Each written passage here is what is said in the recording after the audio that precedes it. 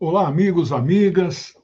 Aqui é o professor Legene Mirran que está falando. Vocês me conhecem. Sou sociólogo, escritor, professor universitário aposentado e comentarista internacional. Esta aqui é a segunda parte da nossa, como se fosse aula, né, de um comentário com base na história, dando vários exemplos para tentar mostrar para o nosso público do nosso campo progressista a importância da formação de frentes amplas com um único ponto de programa, né, que acontecem ao longo da história, como eu, na aula passada, mostrei os exemplos do ponto de vista internacional. Vou hoje, agora, mostrar do ponto de vista nacional. Então, é mais uma aula de história do que aula de ciência política e sociologia. Então, eu quero começar esta segunda parte num período da Revolução de 30, um período muito difícil. Nós sabemos a Revolução de 30, liderada por Getúlio, mas não foi só ele, evidentemente, que participou, outras forças da sociedade participaram. Os comunistas do Partido Comunista do Brasil, que tinham 8 anos de vida, fundado em 22, que usava a sigla PCB, depois ela foi modificada. Os comunistas do partido não compreenderam a importância de participar junto com Getúlio neste movimento anti-oligárquico contra a chamada República Velha, política do café com leite, né? E então Getúlio se insurgia contra isso e tinha concepções nacionalistas, desenvolvimentistas, e nós então lhes fizemos oposição. Getúlio, nesses 15 anos, podemos dizer que tem 3 fases. A primeira fase é uma fase de implantação do sistema, do modelo, né, que ele vai construindo com o passar dos anos, né? Edita uma série de medidas positivas, né? Então, até 1934, a gente chama essa primeira fase, foi essa fase de adaptação, adequação, né? Com o movimento constitucionalista, que foi forte em São Paulo, que, na verdade, aquele movimento de 32 foi uma contra-revolução, uma tentativa de derrubar, né, as forças que fizeram a Revolução de 30 e perderam, né? Em 34, Getúlio convoca uma constituinte e ele é legitimado pela constituinte. Ele, então, é eleito como presidente constitucional do Brasil, indiretamente pela constituinte. E aí as eleições seriam em 1938. Acontece que em 37, nós sabemos a história, ele deu um golpe, rasga a Constituição de 34, impõe uma Constituição apelidada de polaca, muito reacionária, quase fascista, né? E passa a perseguir duramente os comunistas. Eu quero mostrar a partir de 1936. Luiz Carlos Prestes, que fez a coluna Prestes, famosa, liderou por 4 anos e nunca foi derrotada. Ela se embrenhou na Bolívia e se dissolveu. Ela leva o nome de Coluna Prestes, mas é Prestes Miguel Costa, que eram militares insatisfeitos com esta oligarquia, né? Que são herdeiros do tenentismo, né? Daquele movimento que começa com os 18 do Forte, no importante e inesquecível ano de 1922, que teve Semana de Arte Moderna, que teve a fundação do Partido Comunista do Brasil, né? Um ano muito importante. O Prestes só vai entrar no partido de 1930 para diante. Ele não tinha formação marxista, muito menos leninista, mas o partido manda um emissário conversar com ele na Bolívia, leva alguns livros teóricos, ele disciplinado, estudioso, assimilou o marxismo-leninismo, ingressa no partido, vai ser eleito mais para frente o secretário-geral do partido, passa um período no exterior, né, em Moscou. Quando ele retorna oficialmente casado, evidentemente, num casamento meio que arranjado com uma comunista alemã de origem judaica, né, Olga Benário. Mas o que era um casamento meio formal, arrumado, ela, na verdade, era uma espécie de anjo da guarda dele, uma espécie de protetora, né, uma mulher revolucionária, valorosa. Recomendo a leitura da biografia dela, feita pelo magistral escritor e biógrafo brasileiro Fernando Moraes, né? E neste mesmo período é importante ler também a história do Chateaubriand, né? Assis Chateaubriand. Chateau é o nome do livro. Conta também toda a história desse período, muito bom, né? Acontece que, com o endurecimento do regime, em 1936, precisamente em março, a polícia política de Getúlio efetua uma série de prisões, né? E nestas prisões eles levam Luiz Carlos Prestes, o secretário-geral, e sua companheira Olga Benário, que já estava já estava grávida, né?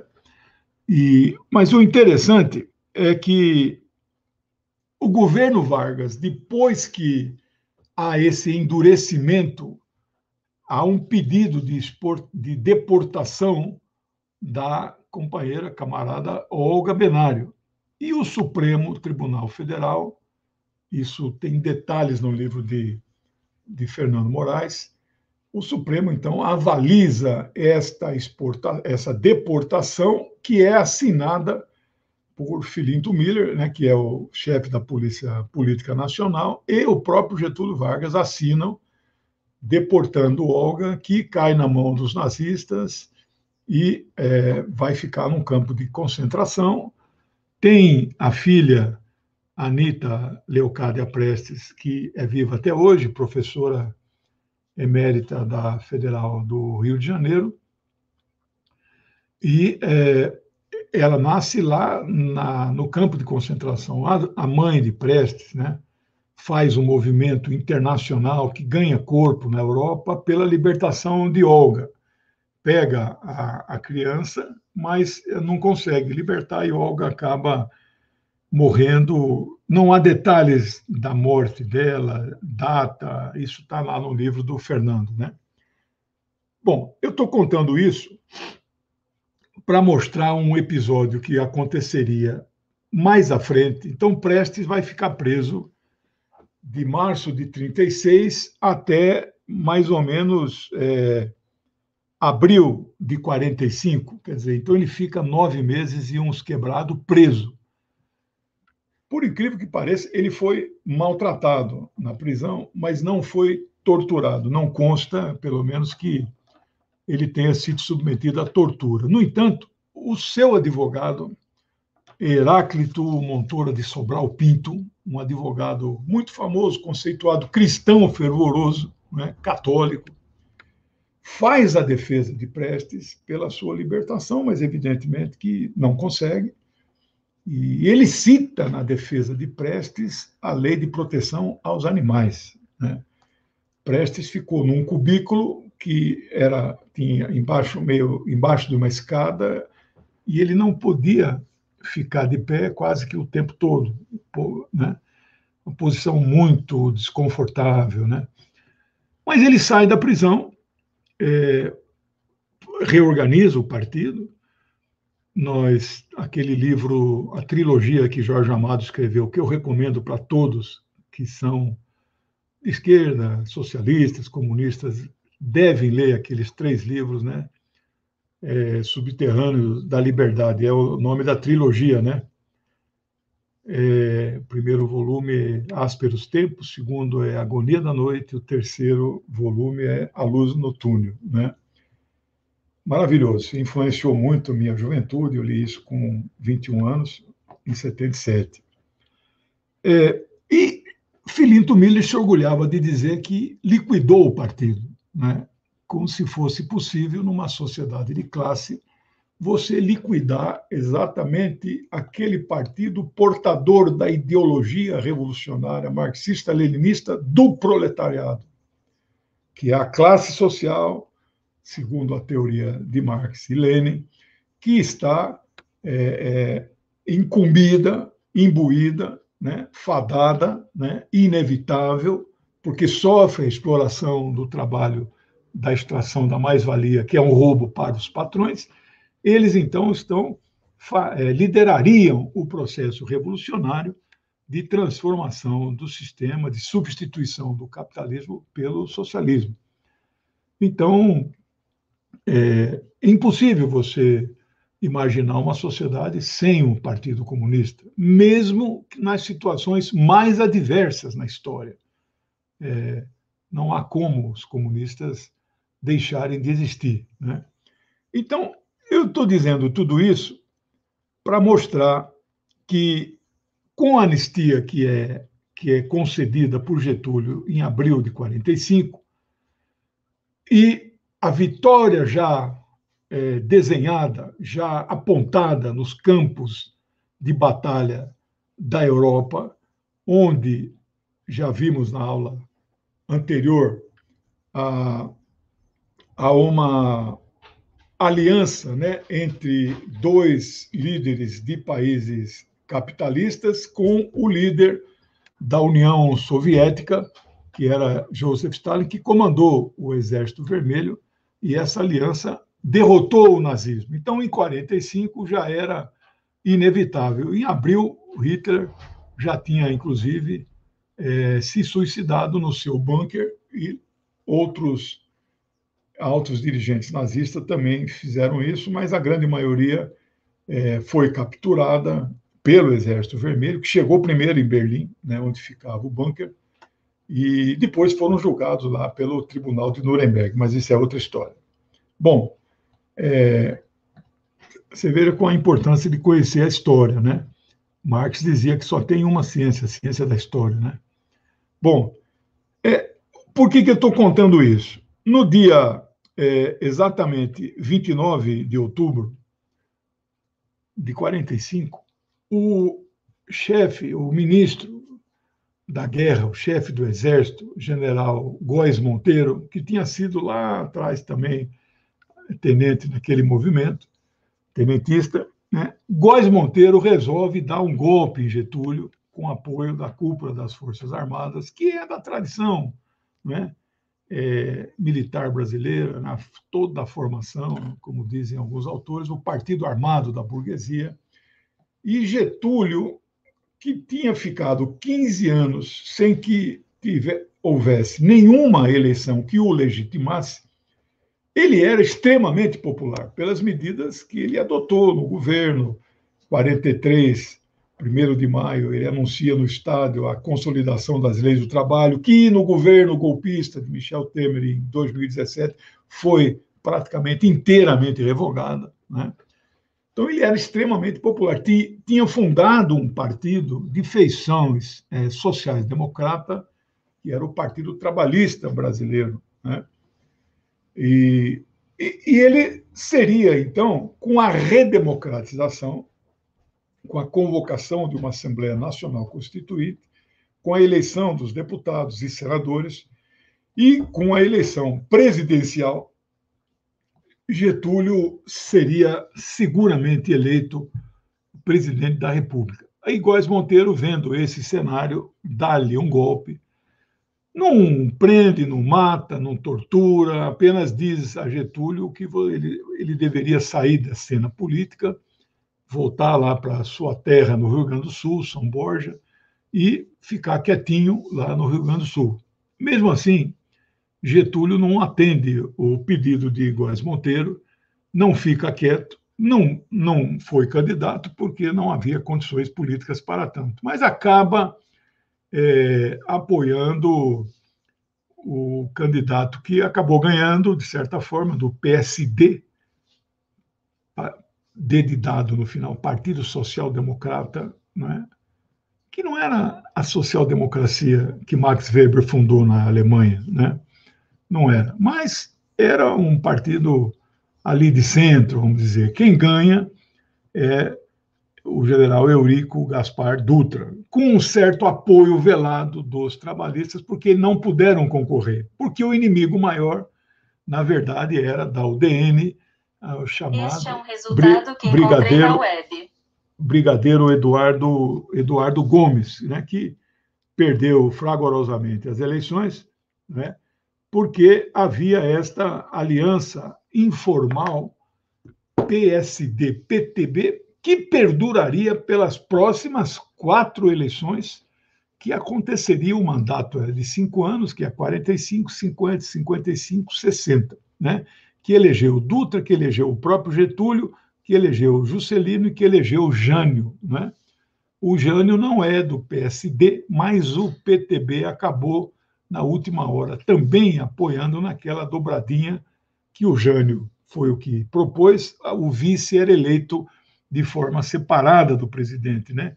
E aí ele fez a campanha pelo Jânio Jango, João Belchior Marques Goulart, que viria a ser presidente e provavelmente um dos melhores presidentes da história do Brasil, saudoso João Goulart, né? Jango.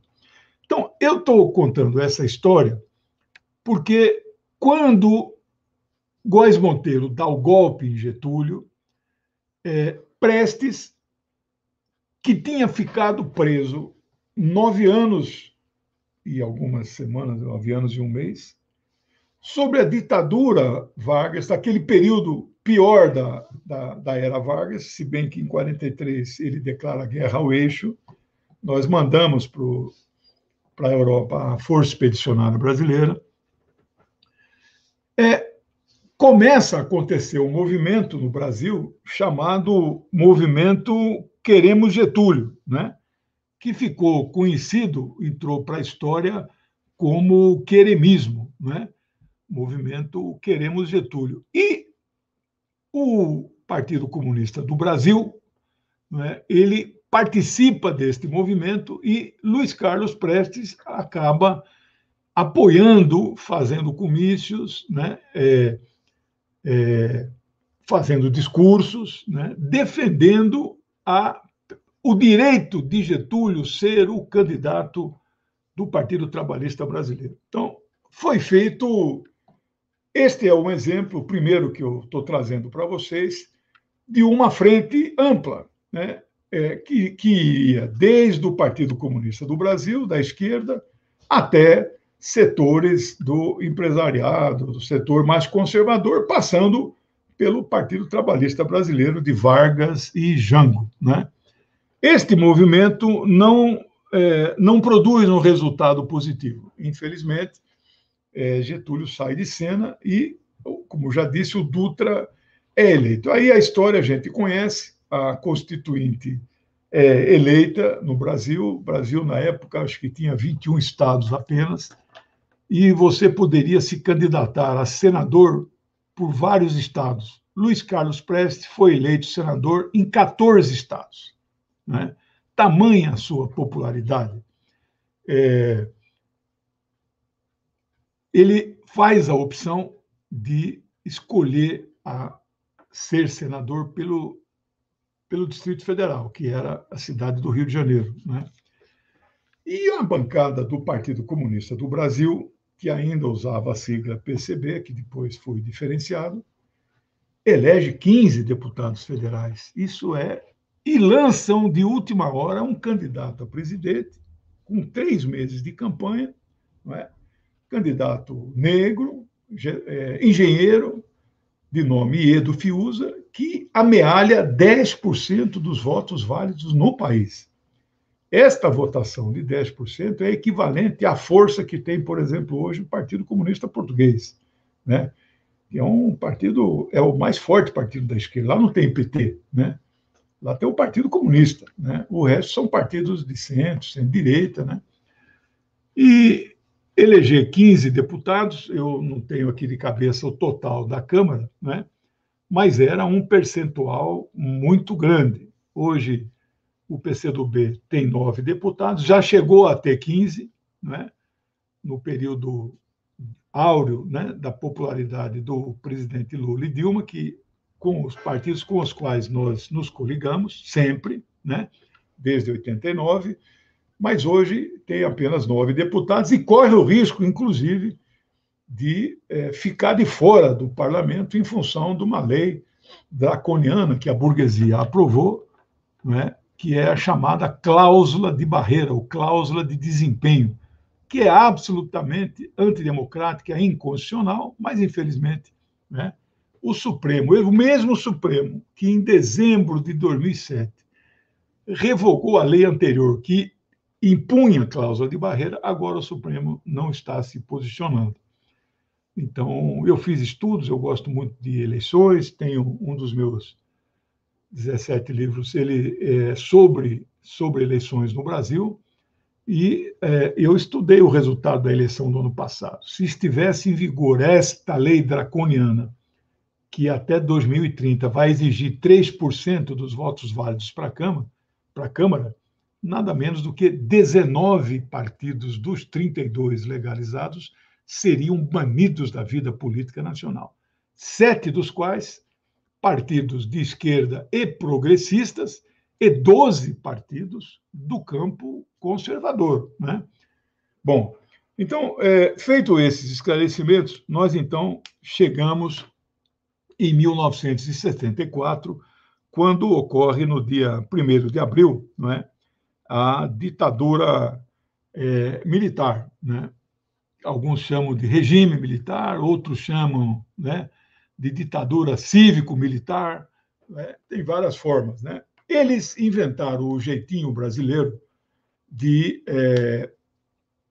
legitimar, entre aspas, legitimar os tais presidentes, entre aspas, que eram generais 4 estrelas, escolhidos por eles pela caserna. Esse saudoso João Goulart, que deixa muita saudade, e essas reformas de base, ele anunciou no dia 13 de março, no famoso comício da Central do Brasil, no Rio de Janeiro.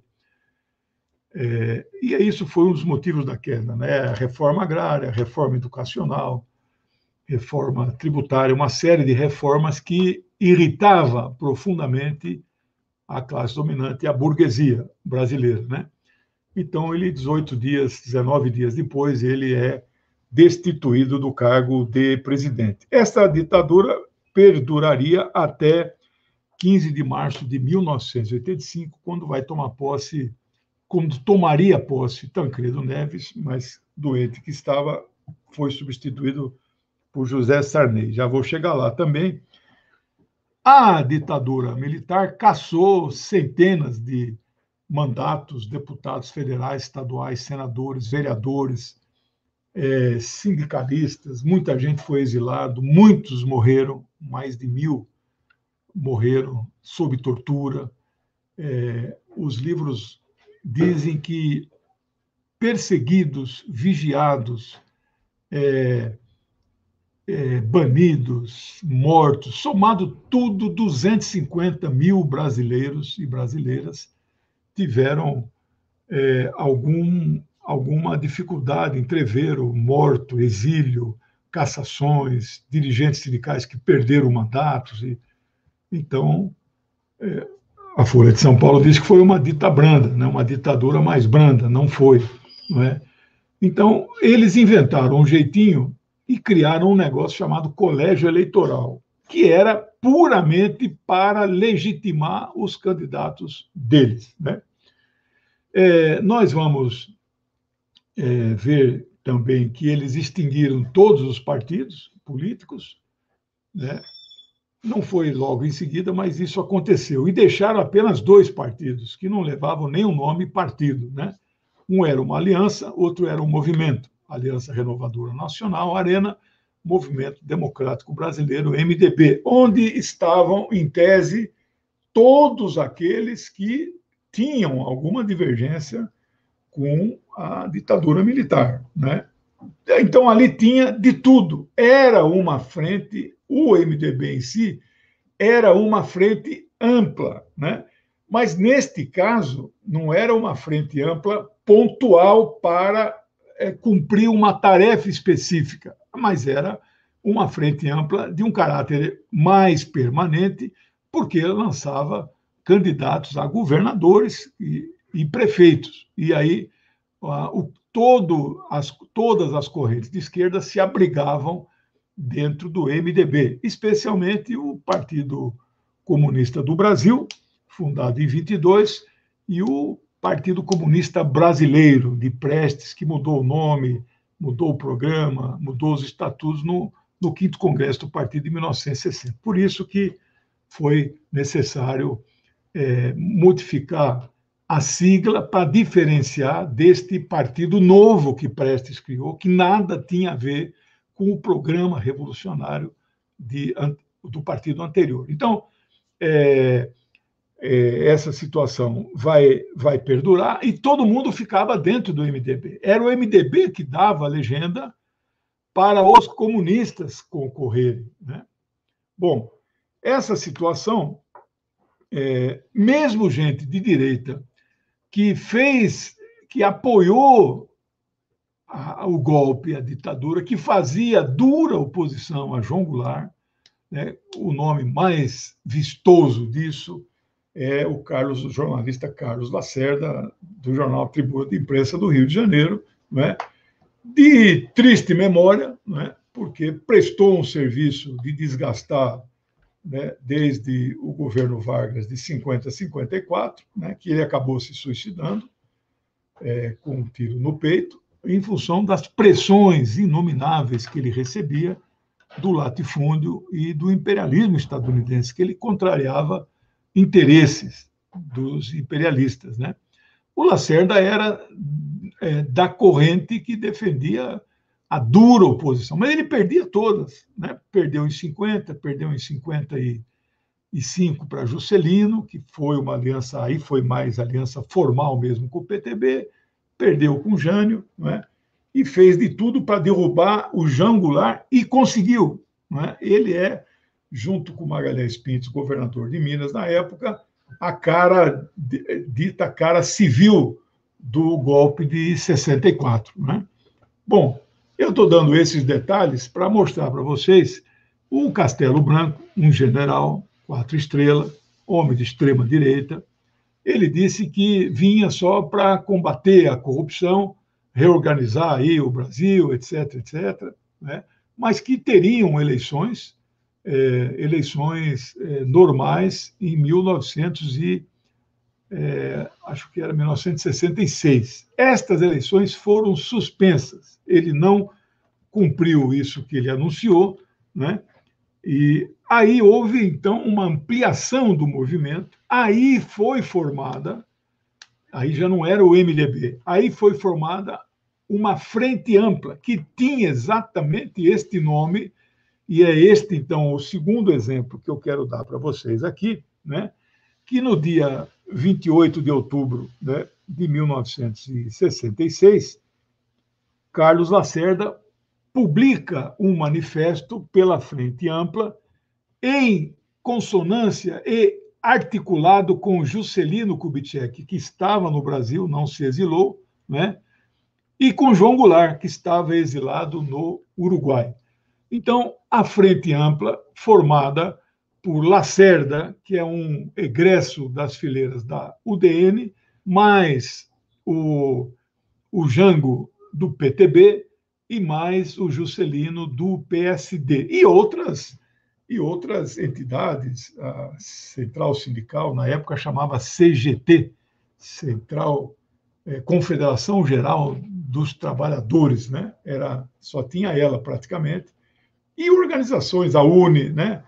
A UBS, as mulheres, parte da igreja, né, progressista, mas esta Frente Ampla foi proibida, né? Foi dissolvida, foi impedida de atuar livremente por um ato do próprio Castelo Branco no final do ano de 1966. Aí eu dou um salto histórico, então já vimos o segundo exemplo de frente ampla, dentro da definição de frente ampla, uma articulação política de partidos e movimentos sociais e populares, feitas pontualmente em algum momento histórico para cumprir um único determinado objetivo. Não, esta concepção de frente única, como já vimos na aula anterior, não objetiva lançar candidato e tomar o poder político no país pelo voto. Não tem esse objetivo. Até porque, quando estas frentes amplas desembocam em eleições, elas não têm a mesma amplitude em relação às candidaturas que vão se apresentar, como veremos isso daqui a pouco, né? Bem, eu vou dar um salto de 18 anos e vou chegar em 1984. Em setembro de 83, a Folha de São Paulo publicou na primeira página uma foto muito sugestiva de uma barriga de uma mulher grávida na praia, lá na Baixada Santista, e na barriga dela, escrita com batom, isso setembro de 83, né? Escrito "diretas já!", exclamação. Esta foto, né, foi muito emblemática. Em 82, houve eleições para governador e a oposição moderada, né, à ditadura militar ganhou eleições no Rio, São Paulo e Minas, né? Tancredo em Minas, Franco Montoro em São Paulo, que é egresso da democracia cristã da década de 40, que era um dos partidos legalizados na época, eram poucos, né? E Rio de Janeiro, que agora eu não me recordo, Chagas Freitas, né? Moderadíssimo, né? Mais moderado que Tancredo e que Montoro, né? Tancredo teve um papel importante de combate ao golpe de 64, foi ministro do Jango, não aceitou o golpe, não é? Há um bate-boca histórico entre ele e Ranieri Mazzilli, que decretou vacância do cargo, né? E Jango estava em território nacional. Isso foi...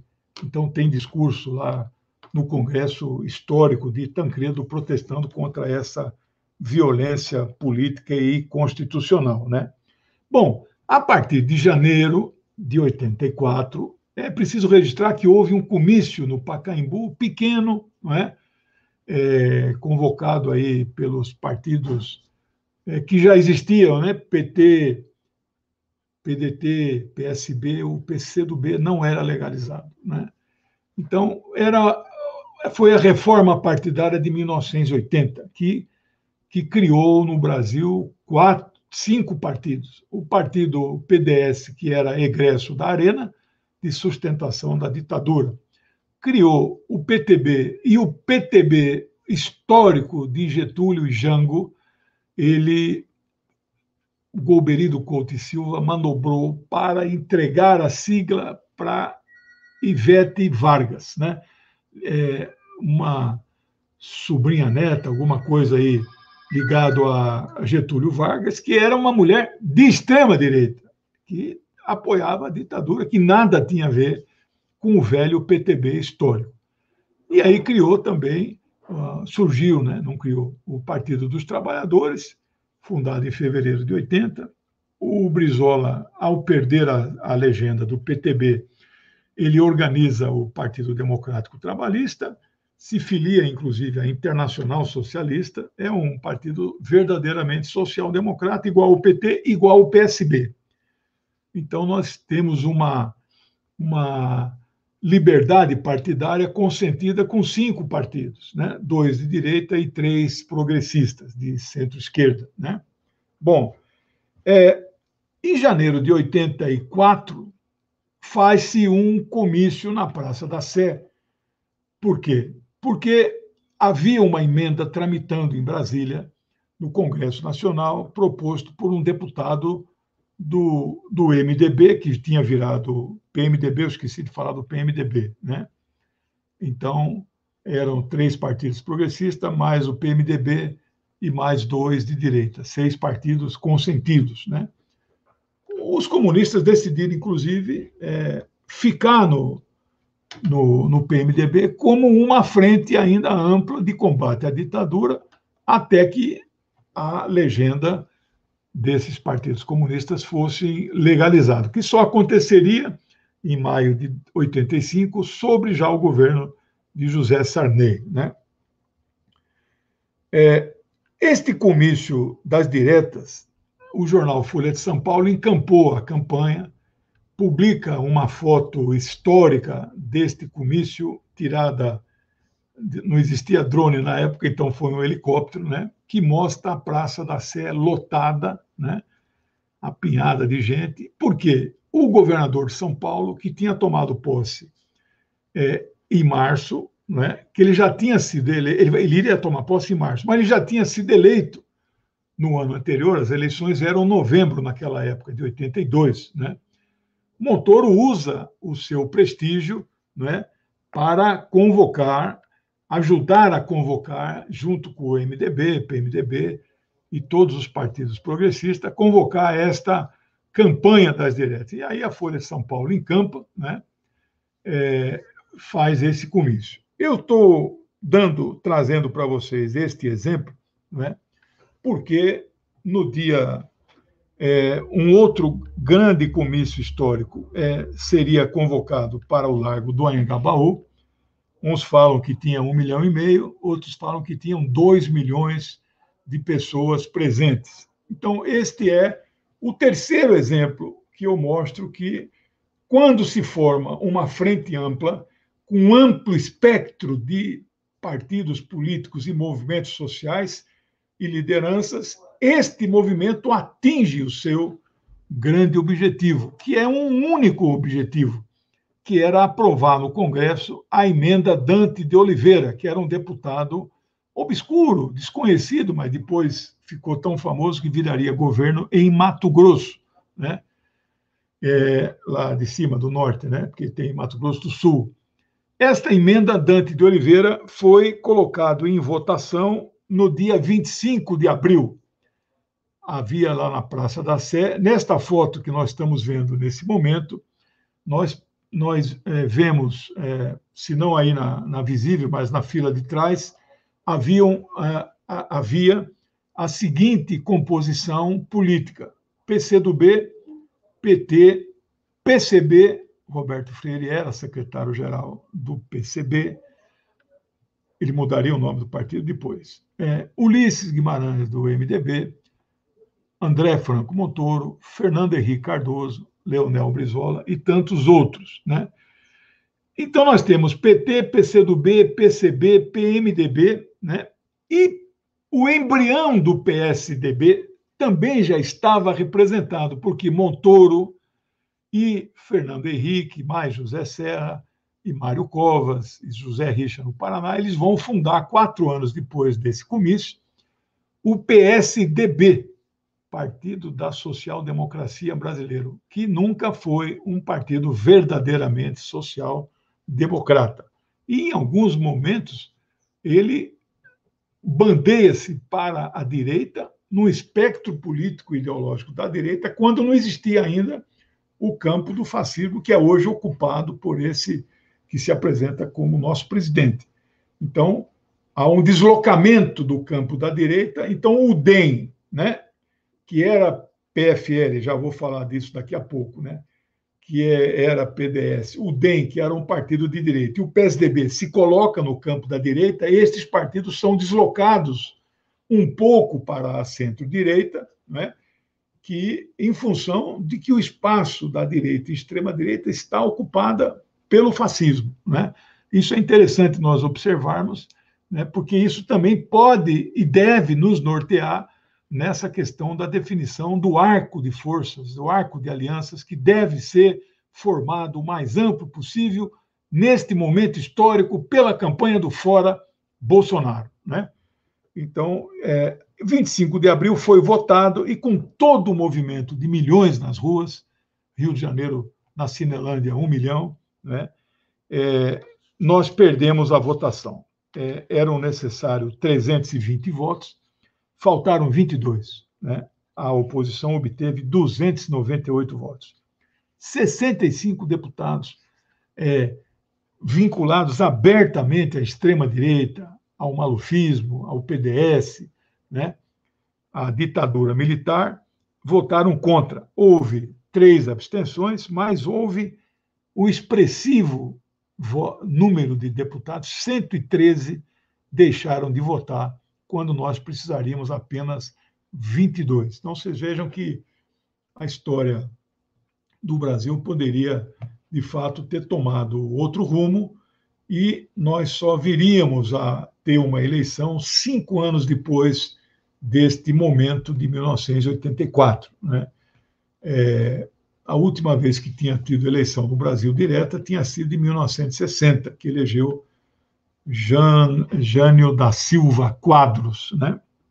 Uma figura extremamente polêmica. Bom, derrotado a emenda, com aquela mobilização popular, decidiu-se politicamente, com apoio de uma parte da esquerda, os comunistas do PCdoB e do PCB, mais o PDT e mais o PSB, Partido Socialista Brasileiro, não é?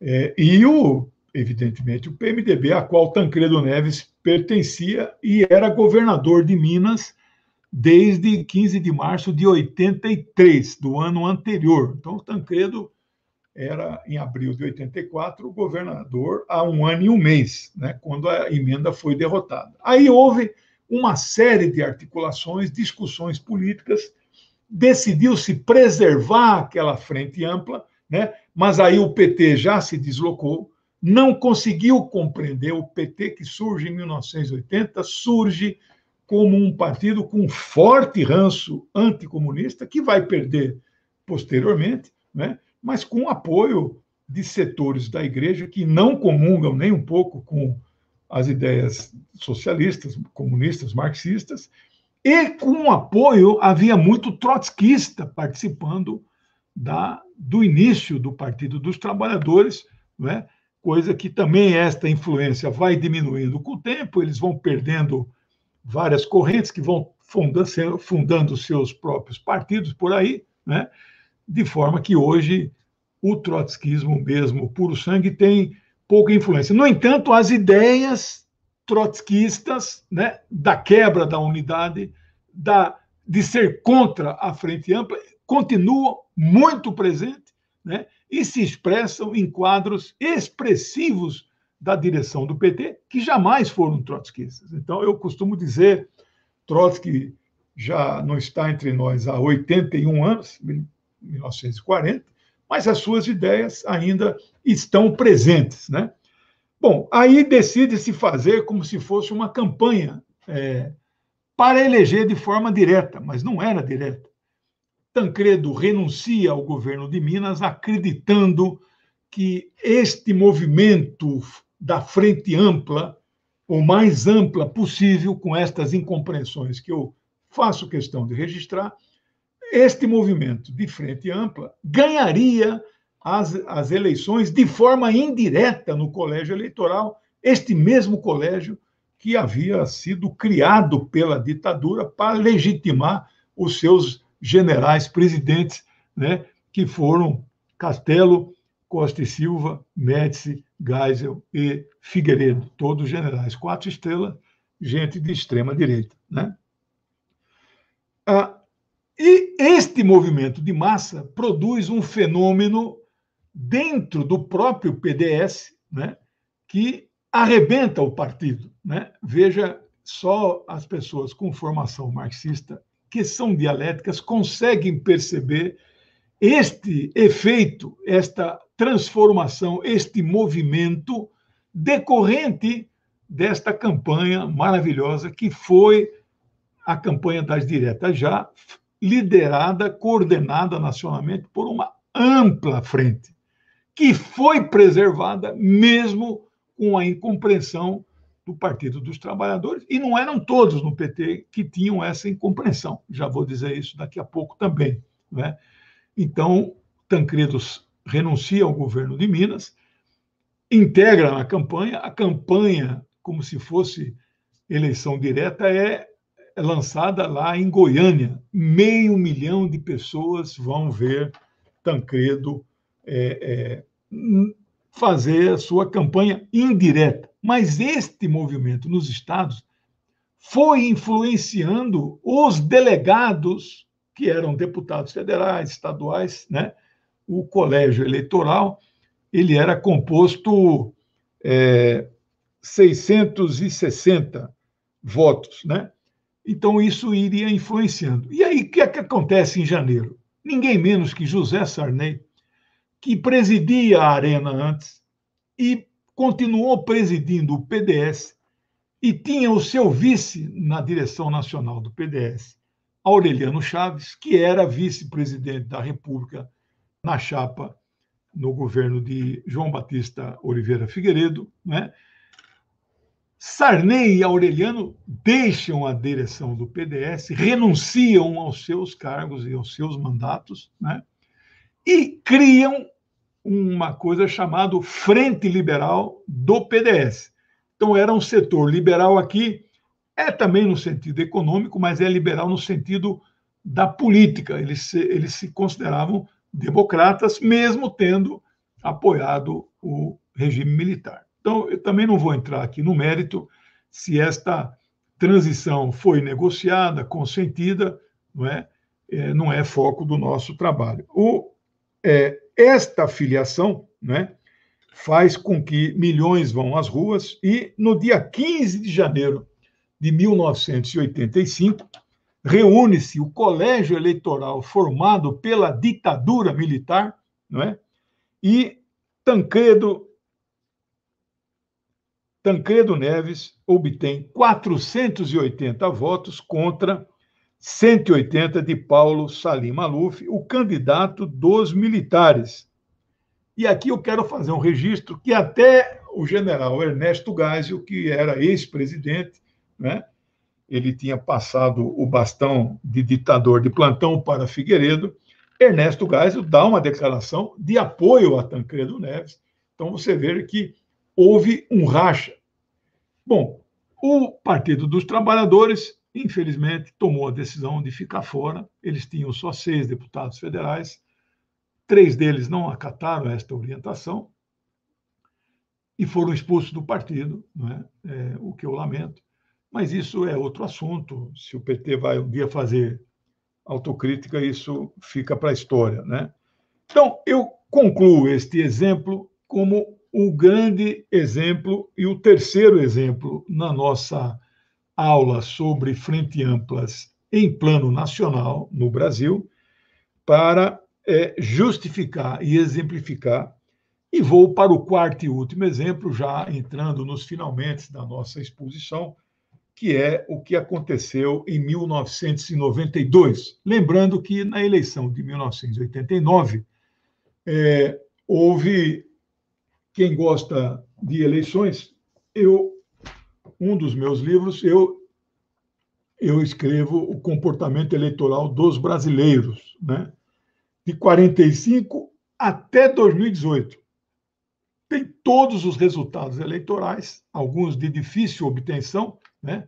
E ele é cheio de gráficos e tabelas, e vocês podem, então, tê-lo como fonte de consulta para quem gosta de estudar eleições. Já tem, inclusive, o resultado do primeiro e segundo turno de 2018, né?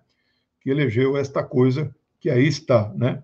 Bom, em 89, passado a Constituinte, né, brasileira, a Constituição foi promulgada dia 5 de outubro de 1988 e determinou que no ano seguinte houvesse eleições diretas para presidente, já aí pelas normas novas constitucionais, cuja eleição acontece no segundo domingo do mês de outubro, e institui o sistema de 2 turnos, 3 semanas depois, no mesmo mês de outubro. E aí fomos para a primeira eleição direta desde 1989, não é? Que registrou 22 candidaturas. Foi o maior número de candidaturas, eu tenho aqui a lista de todos eles, né, da história eleitoral brasileira. Todas as eleições depois disso, 94, 98, 2002, 2006, 10, 14, 18, foram 7 eleições, todas elas houve entre 10 e, no máximo, 12 candidaturas. Em 89, aquela ânsia de participar, aquela frente ampla que foi formada, se pulverizou, se atomizou nestas 22 candidaturas. É claro que nem todos esses 22 partidos estavam na linha de frente da frente ampla que desenvolveu a luta e a campanha das diretas já, que foi vitoriosa, na verdade, né? Você não pode analisar historicamente a derrota pontual no Congresso Nacional com a derrota da emenda Dante de Oliveira, né? Então, ela foi vitoriosa. Ela conseguiu encerrar o ciclo, né, de governos militares no Brasil, né, também em uma frente ampla, né? Sarney vai cumprir os compromissos do programa de Tancredo, um programa amplo, criou-se o Ministério da Reforma Agrária, né? E colocou no Ministério uma pessoa muito progressista, verdadeiramente a favor da reforma agrária. E então era um governo, um governo de coalizão, um governo de frente, né? De frente ampla também, não é? Mas é preciso dizer, registrar que um ano antes nós tínhamos eleito a prefeita Luísa Erundina pelo Partido dos Trabalhadores em novembro, a eleição ainda era em novembro, municipal em 88, 15 de novembro. A eleição foi chancelada pelo nosso secretário-geral do partido, camarada João Amazonas, né, que apoiou que o PCdoB se coligasse com o PT, não é, numa coligação chamada Partidos do Povo, né? E disse Amazonas na época, eu não me esqueço, que aquela era uma coligação, uma aliança que não era só uma aliança tática circunstancial, mas que ela tinha características de aliança estratégica. Mas este aí também é outro assunto. Todo mundo sabe que de 89 para cá, só um partido manteve a fidelidade ao Partido dos Trabalhadores, coligando em todas as eleições com o Partido dos Trabalhadores. Eu finalizo dizendo que em 1992, em 89, ganhou as eleições Fernando Collor de Mello. Ganhou pela extrema-direita, com apoio da extrema-direita, com apoio das viúvas da ditadura militar, né? Por um partido que não existia, ele fundou só para concorrer e já desapareceu, o PRN, né? Elege uma bancada muito grande, derrota Lula no segundo turno por apenas 4 milhões, que na verdade são 2 milhões a menos e a mais, né? Então, Lula fez muito bonito, mas quem ganhou essas eleições foi aquela manobra do debate editado pela Rede Globo. Isso todo mundo sabe, mas isso já é parte da história. 2 anos e meio depois, em 29 de maio de 1992, a União Nacional dos Estudantes e a União Brasileira de Estudantes Secundaristas se reúnem em São Paulo e decidem deflagrar a campanha do chamada Fora Collor, né? A partir daquele que foi uma entrevista bombástica que o irmão dele deu para a Veja, saiu na primeira capa, na página, né? Saiu na capa da Veja, e que o irmão diz que Collor era, na verdade, uma fraude, e ele era um verdadeiro corrupto, né? Dia 1º de junho, aí cria-se um movimento chamado Cara Pintadas, né? E a novela Anos Rebeldes, da Rede Globo, disse que teve influência no movimento. Dia 1º de junho, instala-se em Brasília a CPI que vai investigar as denúncias contra Collor. 29 de dezembro, o Senado Federal vota finalmente o impedimento de Collor, que tem seus direitos políticos cassados por 10 anos. Por que eu finalizo com este É o quinto exemplo, não é 4, né? Foi 36 a 45. Não, esse é o primeiro exemplo do queremismo, né? Depois a Frente Ampla de 66, Direta Já 84 e 92, 4. Finalizo com esta campanha Fora Collor. Era uma campanha que formou também uma frente ampla, mesmo que ela não dizia, não se apresentava desta forma, da mais ampla possível, né? Da esquerda, os comunistas do PCdoB, até setores mais dos partidos mais conservadores. O Brasil já tinha 20 e tantos partidos que o Partido Comunista do Brasil é legalizado no dia 17 de maio de 85, né? Então, são exemplos históricos de formações de frentes amplas, com diversas correntes políticas, para cumprir objetivos específicos e, normalmente, de um único ponto programático. Espero que estes ensinamentos históricos nos mostrem que os próximos passos, inclusive numa manifestação de 24 de julho no Brasil inteiro, seja convocada pelo maior número de partidos políticos, sem nenhuma discriminação e ajuste de contas com o passado, o que foi feito em 2016, se é golpista ou não é golpista. Não há pergunta a ser feita. Da mesma forma que em 1935, a Internacional Comunista diz: Frente Única Antifascista. Todos que são contra o fascismo e o nazismo cabem naquela frente, porque não era um ajuste de conta, não era uma revolução em curso, não era a substituição de classe no poder e sistema socioeconômico na sociedade. Eu espero que nós tenhamos esta compreensão, que jamais se repita os tristes episódios de 3 de julho passado, quando militantes de um partido trotskistas, né, de um micropartido nanico, né, espancaram, né, agrediram uma turma aí de uns 30, 40 militantes do PSDB que ostentavam uma faixa fora Bolsonaro e tinha assinatura do PSDB, né?